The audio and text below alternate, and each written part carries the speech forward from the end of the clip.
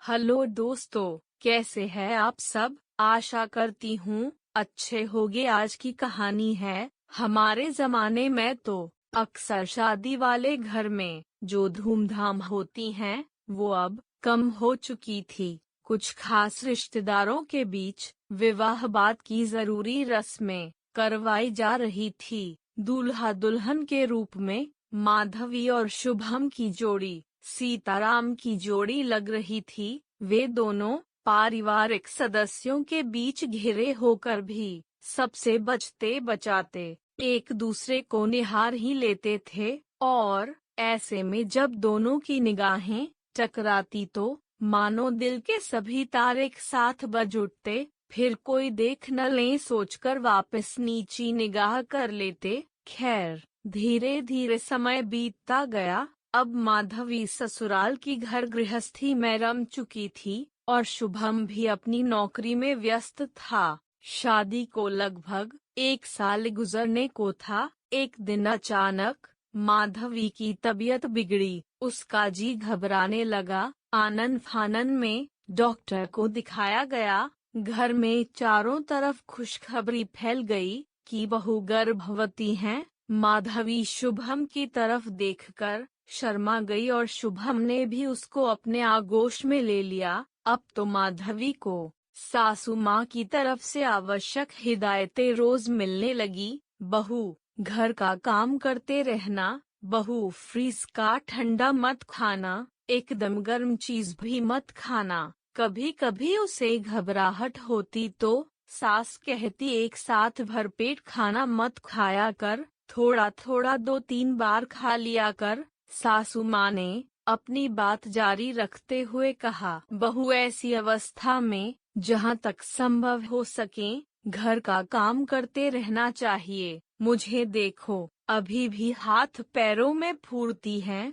हमारे तो सारे बच्चे काम करते करते ही हो गए। कहाँ उस जमाने में बेड रेस्ट होता था। दिन भर घर का काम करते, खूब खाते और चक्की 2 पट वाले पत्थरों पर पीसते। मजाल जो ऑपरेशन की नौबत आ जाए। पर हाँ, अपनी सेहत का ध्यान सबसे पहले रखना। ऐसे ही धीरे धीरे समय बीतता गया और माधवी ने प्यारी सी बच्ची को जन्म दिया। आनंद और गरिमा मम्मी पापा बन गए और घर में एक नए सदस्य के आने से रिश्तों की भी पदोन्नति हो गई। दादा दादी अपनी पोती की बलाइयां लेते नहीं थकते। अब दिन भर कैसे गुजर जाता गरिमा को पता ही नहीं चलता।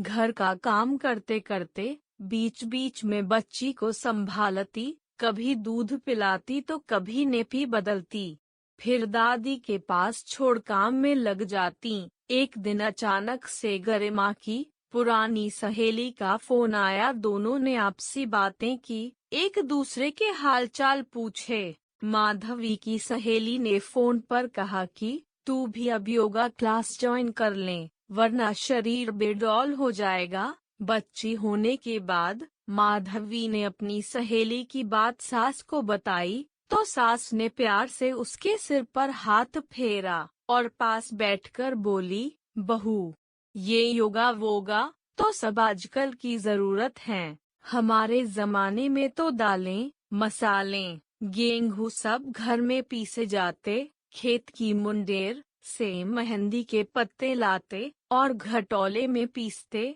फिर कपड़े से छानकर एक डिब्बे में भर लेते। माधवी सास की बात बड़ी ध्यान से सुन रही थी। बस बहू, मैं तो इतना ही कहना चाहती हूँ कि जहाँ तक परेशानी न हो, काम करते रहना चाहिए। शरीर भी चुस्त और मन भी चुस्त, आलस्य भी छूमंतर और दिमाग में भी फालतू ख्याल नहीं आएंगे। माधवी अब और भी दिलचस्पी से सास के जमाने की बातें सुन रही थी। देख बहू, हमारे जमाने का योगा तो ऐसा ही होता था। अब तू चाहे तो नए जमाने का योगा भी कर लेना, पर मेरी सलाह भी मान लेना। जी सासू माँ, मैं अपने बच्चे का ध्यान रखते हुए जितना हो सकेगा उतना तो जरूर करूँगी, और सुबह सुबह मन की शांति के लिए अपना वाला योगा भी कर लूँगी। माधवी ने सास की बात खत्म होने पर तपाक से कहा, बिल्कुल सही कहा, पुराने और नए योगा का वैसा ही मिक्सअप होगा जैसे हम दोनों ने एक दूसरे को मिक्सअप कर लिया है। इतना कहकर दोनों सास बहू खिलखिलाकर हंस दी। तो दोस्तों, ये थी हमारी आज की कहानी। आपका क्या कहना है इस कहानी के बारे में? कमेंट करके हमें जरूर बताएं। वीडियो को लाइक कर दीजिए और इसी तरह की कहानियाँ लगातार देखने के लिए चैनल को सब्सक्राइब करके घंटी को दबाकर ऑल पर सेट कर लीजिए ताकि आने वाली वीडियो का नोटिफिकेशन आपके पास तुरंत पहुँचे। मिलती है अगली वीडियो में। धन्यवाद।